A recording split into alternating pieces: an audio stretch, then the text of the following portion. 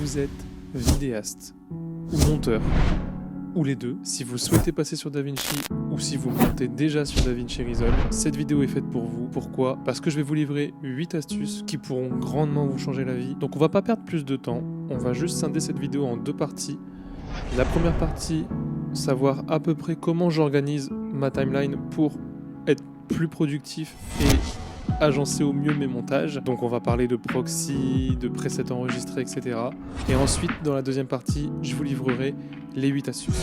Donc on va se rendre dans notre timeline. Alors là, pour l'exemple, je vous ai préparé une petite timeline justement avec les différents éléments dont je vais me servir pour les astuces. Mais on va imaginer que vous venez tout juste d'ouvrir votre logiciel et que votre timeline est complètement vierge. Alors premièrement, moi ce que j'ai fait quand j'ai commencé à un peu mieux agencer mon logiciel, je me suis rendu dans Chutier partagé et en cliquant sur Master ici, j'ai plusieurs dossiers que j'ai en fait glissés de mon disque dur au Chutier partagé. Et ça me permet quoi ? Ça me permet en fait à chaque fois que j'ouvre un projet, peu importe lequel, je retrouverai toujours ces dossiers-là. Comme ça m'évite à chaque fois d'aller les chercher, de faire un retour Windows. Donc là par exemple, dans vidéo ici, on peut retrouver mon petit logo que je peux mettre en début de vidéo, surtout pour les courts-métrages ou en fin de vidéo comme c'est le cas pour les vidéos YouTube. On a une transition avec un son 1000 Hz. On a quelques petits effets pour les transitions. J'ai aussi un dossier son où là, pour le coup, on retrouve différents effets sonores que j'utilise tout le temps. Et donc, pour mes transitions et pour mes effets animés, tout se trouve là-dedans. Donc c'est relativement simple, une fois que vous avez votre chutier partagé, tout ce que vous avez à faire c'est de prendre un dossier et de le glisser-déposer dans le chutier partagé et vous le retrouverez tout le temps. Après c'est à vous de les renommer, par exemple vous cliquez sur un dossier, vous tapez la touche F2 et là vous pouvez renommer votre fichier comme vous avez envie. Moi je les ai renommés avec un petit chiffre, ça permet de mieux les catégoriser. Mais vous voyez aussi que j'ai 2 petits effets ici. Ces effets là, je les ai mis là pas par hasard, c'est justement aussi pour éviter de refaire à chaque fois les mêmes effets au montage alors que je peux juste les glisser et les récupérer quand je veux. Par exemple pour ce texte là, je vais le glisser juste ici et en fait vous allez voir que le texte là, il a une petite animation une petite apparition, une petite animation que j'ai faite et que j'avais pas envie de refaire à chaque fois parce que c'est usant. Les clés de position sont juste ici, donc c'est une apparition toute simple que après je peux modifier comme je veux, je peux encore rajouter des clés, je peux encore modifier le texte, heureusement. Mais pour l'avoir à portée de main, ce que j'ai fait, c'est que j'ai juste à la base pris un texte, ici par exemple texte plus, voilà. J'ai fait ma petite animation et une fois qu'elle était OK pour moi, je l'ai juste pris et je l'ai glissé, déposé dans mon chutier partagé. Et là comme ça je le retrouve à chaque fois. Et vous pouvez faire la même chose avec des zoom in, des zoom out, plein de trucs comme ça, c'est hyper pratique. Donc ça c'est la manière dont j'organise la pré-post-production, ça veut rien dire. Maintenant, je vais vous montrer aussi de quelle manière je travaille parce que pour ceux qui ont vu mes vidéos avant, avec mon boîtier, je filme en 4K et donc quand j'ai des gros montages, surtout pour les vidéos qui sont récentes sur ma chaîne, je suis obligé de travailler avec des proxys. Si votre boîtier peut le faire, vous devez avoir les réglages directement accessibles via les menus de votre boîtier. Donc moi, c'est un Sony Alpha 7 III. Donc quand je vais dans l'onglet vidéo, je peux choisir d'enregistrer ou non avec les proxys. Et en fait, les proxys, ça sert à quoi ? Ça sert simplement à réduire la qualité, à compresser la qualité de l'image, donc de la 4K, pour que ce soit plus facilement lisible au montage. Donc au montage, la qualité sera plus faible, mais une fois que la vidéo s'exporte, on retrouve la qualité maximale de votre plan. Donc il y a plusieurs manières de procéder. Déjà, quand vous avez un plan dans votre master, vous faites simplement un clic droit. Vous allez sur relier les médias proxy. Il va vous ouvrir un dossier et là, vous voyez, mes proxys sont symbolisés par cette fin de fichier là. Voilà. Et d'ailleurs, ça se voit. Le premier fichier fait quasiment 3 Go et le proxy fait 280 mégaoctets. Ça fait une différence énorme. J'ai juste à cliquer dessus. Et là, vous voyez, j'ai un petit HQ qui est apparu juste ici. Je me rends ensuite en haut du monitoring et là, je clique sur Préfère proxy. Et là, maintenant, ma vidéo est lue en proxy. Alors, du coup, si on voit, vous voyez, c'est un petit peu plus flouté. On voit que les détails sont manquants. Et si je désactive, voilà, les détails sont beaucoup plus lisibles, mais je ne travaille pas avec le proxy mais avec le plan en 4K d'origine. Donc plein de plans en 4K comme ça mis bout à bout sur un logiciel qui comporte en plus des effets, du texte, du son, de la musique, plein de choses. Ça va vite commencer à ramer. Donc c'est pour ça que c'est hyper important d'activer les proxys. La qualité de votre monitoring sera très réduite. Mais je vous rappelle, à l'export, ça ne se verra pas du tout. C'est juste pour bien travailler avec le moins de lag possible. Voilà pour cette première partie qui était très rapide. C'était juste pour donner des petits tips en plus, voilà, surtout pour ceux qui n'ont pas l'habitude de DaVinci ou pour ceux qui vont débuter ou pour ceux qui tout simplement n'avaient pas de méthode de travail à proprement parler sur l'avant-projet, l'avant-montage. Voilà, au moins là vous avez quelques petits tips en plus. Mais là on va passer à la première astuce, le Magic Mask. Alors le Magic Mask, ça sert à quoi? Ça sert simplement à détourer un sujet. Et en fait, le logiciel va détecter ce que vous avez sélectionné. Et ensuite, vous pouvez appliquer des effets uniquement à la partie sélectionnée. Donc là, je vais vous faire un exemple avec un plan test que j'avais fait il y a quelques temps pour une série, pour une web série que je prépare. Alors j'en dis pas plus pour l'instant parce que le projet vient à peine de sortir de sa phase d'écriture. Mais je me donne encore 2 ou 3 ans avant que, j'espère, le projet final sortent enfin. Mais là c'était un plan test que j'avais fait exprès au niveau d'une idée de storyboard que j'avais et aussi pour faire des tests de colorimétrie. Mais là, la colorimétrie on y viendra plus tard. On va passer au Magic Mask. Alors le Magic Mask il est disponible à la fois dans la partie colorimétrie mais aussi dans la partie fusion. Donc quand on va dans fusion, voilà, on arrive sur cette page là. On va presser en même temps la touche Shift et barre d'espace. Et là, ça nous ouvre une sélection d'outils. On tape Magic Mask et on l'ajoute. Là, il se met entre notre entrée et notre sortie. Dans le Magic Mask, vous voyez maintenant, j'ai un petit stylo qui est apparu. Et là, je peux choisir de détourer mon personnage. Voilà. Donc, je vais détourer le sujet, voilà, grossièrement. Et là, vous voyez que, en fait, tout ce qui a été détouré a été pris en compte par le logiciel. Alors, on peut choisir d'avoir une meilleure qualité. Et vous voyez la différence. Là, le découpage est beaucoup plus propre.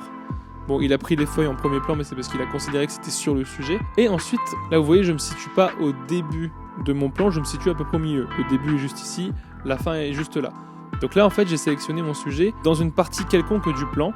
Donc, ce que je peux faire, c'est un tracking. Donc là, je vais traquer vers l'avant et vers l'arrière pour que mon effet masque soit considéré par le logiciel sur toute la durée du plan. Voilà, donc là j'ai pas été jusqu'au bout parce que mon plan est assez long, mais pour l'exemple ça va suffire. On retourne dans la partie montage et là vous voyez que maintenant j'ai mon sujet qui est détouré à la partie que j'ai choisie. Donc en fait ça permet plein de choses, ça permet de supprimer l'arrière-plan. Si vous n'avez pas de fond vert et que votre sujet est bien détaché de votre arrière-plan, et ben le fait d'utiliser le Magic Mask, ça peut permettre d'utiliser ce plan-là avec un autre fond, avec un autre visuel derrière, sans forcément avoir besoin de fond vert. Mais ça peut aussi avoir une autre utilité si vous dupliquez ce plan-là. Donc, vous sélectionnez votre plan, vous pressez la touche Alt et vous faites glisser le plan au-dessus. Ça va le dupliquer. Pour la simple et bonne raison qu'en fait, sur le même plan où tout paraît normal, et ben au final, on a un plan qui correspond uniquement au sujet et un plan qui correspond uniquement à l'arrière-plan. Donc là, par exemple, si je vais prendre un texte, voilà, je choisis un texte au hasard. Si je le place, et bien là, comme par magie, vu que j'ai mon Magic Mask qui est appliqué, ça me permet de mettre mon texte en arrière-plan. Pour vous donner un petit exemple, voilà, si je sélectionne le plan du dessus, vous voyez, si je le décale, j'ai bien mon sujet qui est double. Donc en fait, le texte à la base n'est pas du tout derrière moi, mais comme j'ai dupliqué mon plan et que j'ai fait le détourage avec le Magic Mask, et bien là, je crée l'effet que mon texte soit derrière moi, qu'il apparaît derrière mon sujet, et je peux faire ça aussi avec des images. Ça peut vous donner un peu une idée de ce à quoi sert le Magic Mask, et je vous rappelle qu'il est également disponible dans la partie colorimétrie plutôt que de passer par la case fusion. Deuxième astuce, cette fois-ci on va essayer de faire la même chose mais avec un autre effet qui peut s'avérer des fois plus pratique. Donc là pareil, j'ai mes deux plans, mais cette fois-ci on va supprimer le Magic Mask. Voilà, on l'a plus. Par contre, maintenant ce qu'on va faire, c'est que dans les effets, ici à gauche, on va chercher l'effet carte de disparité. Alors pareil, pour les retrouver plus facilement, plutôt qu'à chaque fois rechercher partout, il est possible de cliquer sur la petite étoile à droite d'un effet pour le retrouver en favori et que ce soit plus facile plutôt que de vous éviter à chercher pendant 15 ans. On prend l'effet carte de disparité et on le cale sur notre plan. Là voilà, maintenant le logiciel affiche une image un peu grise, noire et blanche. En fait c'est tout simple, c'est le même effet que le Magic Mask. En gros, tout ce qui va être blanc, c'est ce qui va être mis en avant par le logiciel, et tout ce qui va être noir, c'est ce qui ne va pas être pris en compte pour justement y placer par exemple un texte derrière le sujet qui sera en blanc. Donc là vous voyez que c'est pas tout à fait les bonnes couleurs, les noirs sont gris, les blancs sont gris, donc on va essayer de changer ça. Donc on va cliquer sur ajuster les niveaux de la carte, et en fait en jouant avec les courbes ici, on va pouvoir donner un rendu beaucoup plus propre de notre effet. Une fois que c'est fait, on décoche la case affichée et là vous voyez que mon texte Merci la lumière. Bon, la lumière vient de me lâcher, je vais la changer juste après pour l'astuce suivante. Mais vous voyez tout simplement que le texte apparaît également derrière mon sujet, juste en appliquant un effet similaire au Magic Mask de tout à l'heure. En gros, c'est juste une alternative et ça peut permettre d'autres choses, c'est-à-dire que là, le plan qui est derrière le sujet qui a été détouré, entre guillemets, donc si je le sélectionne, donc c'est le plan du bas, si je vais dans mes effets et que je place un flou gaussien, vous voyez que là, mon flou, d'arrière-plan, je peux jouer dessus. Donc là, j'exagère exprès pour que vous voyez que ça marche bien. Mais voilà, si vous avez un plan où vous n'avez pas pu avoir une grande ouverture et du coup avoir un grand flou d'arrière-plan derrière, il est possible d'en rajouter un avec cet effet-là. Ça marche très très bien. Troisième astuce, les ralentis. Si vous avez comme moi un boîtier qui ne permet pas de filmer en 4K 120 images secondes ou 60 images secondes et que vous êtes limité qu'à 25 ou 30 images secondes, ça peut être assez compliqué de faire des ralentis. Cependant, si vous prenez certaines précautions lors de votre tournage, vous pouvez corriger ça en post-production. Par exemple, si vous filmez avec un shutter de 1/50 à 25 images secondes, vous pourrez vous permettre de faire quelques petits ralentis. Au plus votre shutter est élevé, au plus vous pourrez faire de grands ralentis. Mais il faut savoir qu'au plus votre shutter augmente, donc par exemple si vous passez de 1/50 à 1/1000, la luminosité de votre plan va diminuer pendant le tournage. Donc c'est un calcul à faire. Mais là, le plan que vous voyez depuis tout à l'heure, il faut juste que je réenregistre, il a été filmé avec une ouverture de f2.8 et un shutter de 1/100. Parce que sinon, si je le mettais à 1/50, j'avais trop de lumière qui rentrait dans mon plan. Mais là, vous voyez, il est filmé à 25 images secondes. Voilà, ça s'affiche juste ici au monitoring. Donc, j'aimerais faire un petit ralenti. Je me rends dans la partie vidéo, je descends jusqu'à avoir variation de vitesse, et ici, je peux changer la vitesse. Donc par exemple, je vais le mettre à 70. Là maintenant, si je fais lecture, vous voyez que c'est assez saccadé et on voit que ça a été fait en post-production. Donc la petite astuce, elle consiste tout simplement à aller tout en bas et dans vitesse et mise à l'échelle, dans le traitement de vitesse, vous allez cliquer sur flux optique. En général, ça suffit. Si jamais c'est pas le cas, dans estimation du mouvement, vous pouvez cliquer sur améliorer, meilleure qualité ou alors standard, meilleure qualité. Moi, je vais pas le faire juste pour vous montrer que ça peut suffire. Là, si je refais lecture, vous voyez, mon ralenti est beaucoup plus fluide. On a même l'impression que c'est pas forcément ralenti parce que je l'ai mis que à 70, mais vu que j'ai filmé à 1/100, je peux peut-être me permettre d'aller à 55% de ma vitesse.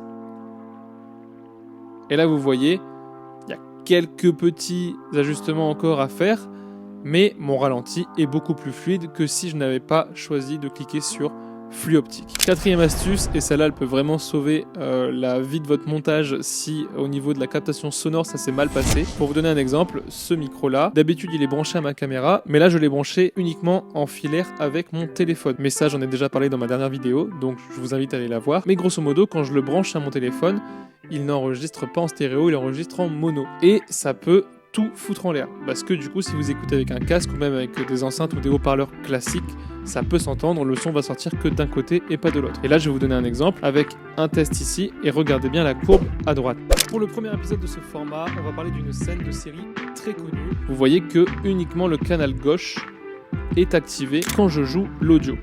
Donc pour corriger ça, ça veut dire que là je suis en mono et j'aimerais le faire passer en stéréo. C'est possible, vous faites tout simplement un clic droit sur votre plan et vous allez dans attributs du plan. Là, dans la partie audio, on voit bien que je suis en mono. Donc je clique sur la petite flèche et là je passe à stéréo. Maintenant, je vais tout simplement resélectionner le canal, le seul canal qui est activé. Donc en fait là mon audio est tout simplement dupliqué d'une oreille à l'autre. C'est exactement la même intensité, la même piste qui sort, mais elle sort cette fois-ci en stéréo. Pour le premier épisode de ce format, on va parler d'une scène de série très connue. Cinquième astuce, on va parler un peu colorimétrie. Je sais que pour certains ça peut être un peu compliqué. Là, ce plan-là a été filmé avec le Sony S-Log 3. Donc en termes d'étalonnage, le log c'est assez facile. Et d'ailleurs c'est ce que je vous recommande, que ce soit du log 2 ou du log 3 ou même du HLG. Pour certains profils, le HLG peut servir d'une bonne base pour déjà commencer la colorimétrie. Moi c'est ce que j'ai fait. Mais il se peut que des fois vous regardez une série ou un film et que vous avez une colorimétrie qui vous plaît beaucoup et vous aimeriez la retranscrire le plus fidèlement possible à votre plan. Eh bien c'est possible, on se rend dans la partie colorimétrie. Il faut savoir que la référence colorimétrie que vous voulez avoir, il faut prendre l'image qui provient du film ou de la série, donc par exemple avec le site FilmGrab, et la placer sur votre timeline. Vous prenez cette image et vous la glissez sur votre timeline.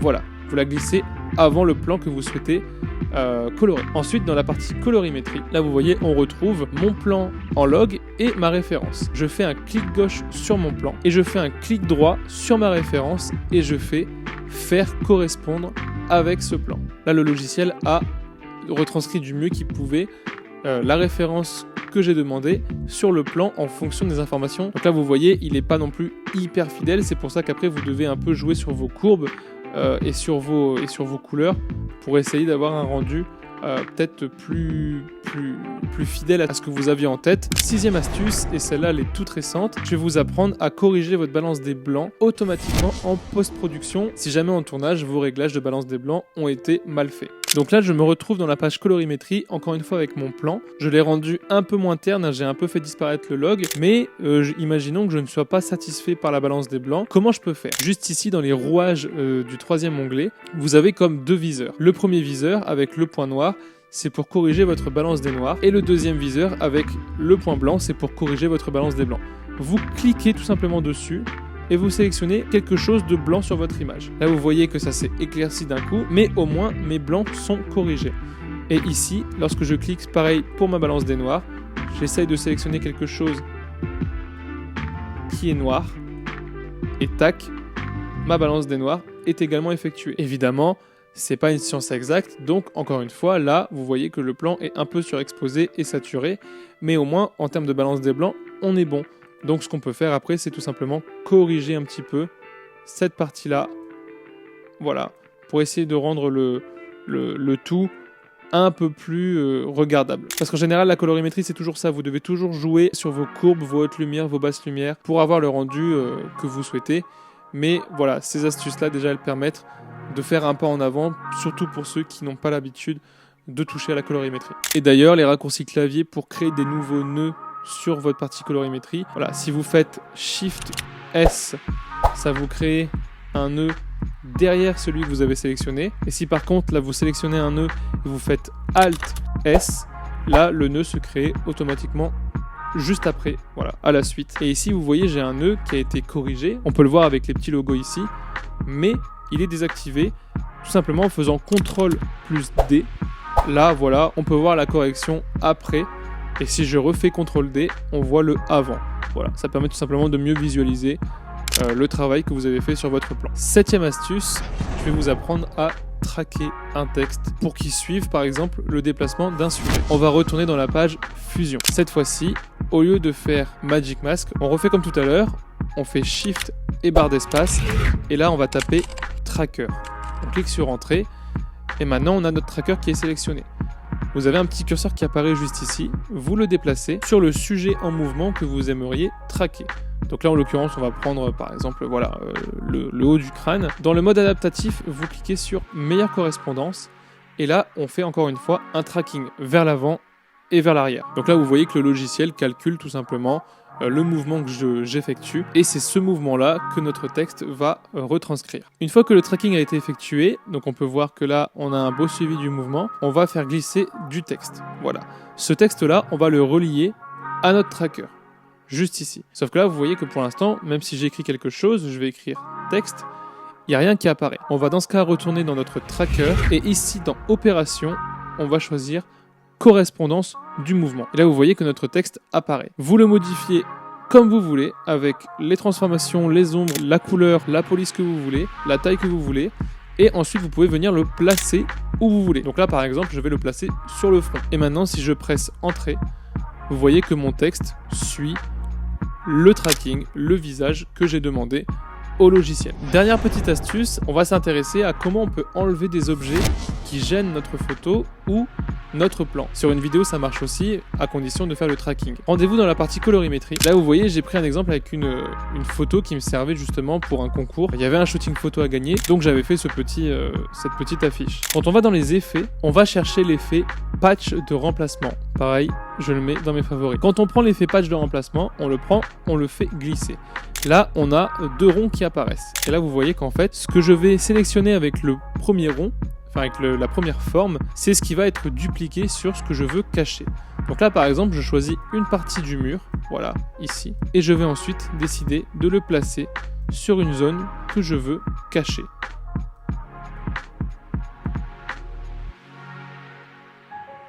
Là, vous voyez que ça marche relativement bien. Si je décide de sélectionner un autre nœud, voilà, vous voyez que là, le début de mon mot a été bien caché. Si vous voyez que ça n'est pas suffisant parce que la taille du premier rond n'a pas pu être agrandie, et bien avec votre deuxième nœud, vous recommencez à faire un patch de remplacement. J'ai une plus grande flexibilité au niveau de ce que je peux cacher.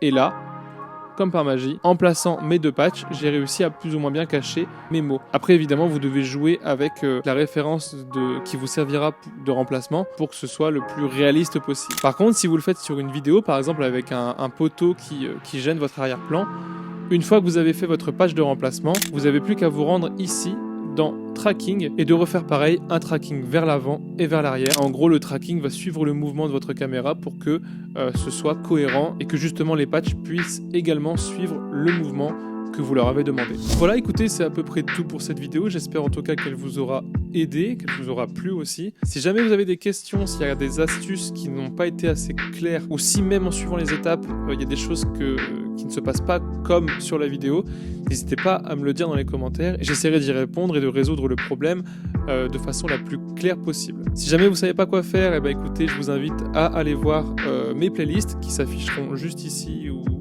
ici, je sais pas. Si ça vous intéresse, du coup, il y a la playlist qui est dédiée justement au format vidéaste et photographe. La playlist dédiée à mon format de vous à moi, qui est un format où on parle face caméra de sujets divers et variés. D'ailleurs, la dernière a beaucoup plu et a bien marché, donc encore merci beaucoup. Et enfin, la troisième qui pourrait vous intéresser, c'est les playlists de mes rediffusions Twitch. La dernière qui est sortie, c'était la VOD de l'épisode 1 de Outlast, voilà, qu'on avait fait en stream et qu'on va reprendre très bientôt. À l'heure où je tourne la vidéo, on la reprend demain. Et voilà, d'ailleurs, n'hésitez pas à venir me suivre sur Twitch, hein, c'est dans la description, et tous mes autres réseaux sont dans la description aussi. Et quoi qu'il en soit, voilà, j'espère que le fait que cette vidéo, qui est un petit peu moins dynamique au niveau montage que d'habitude, vous aura quand même plu. C'était Florian, à bientôt.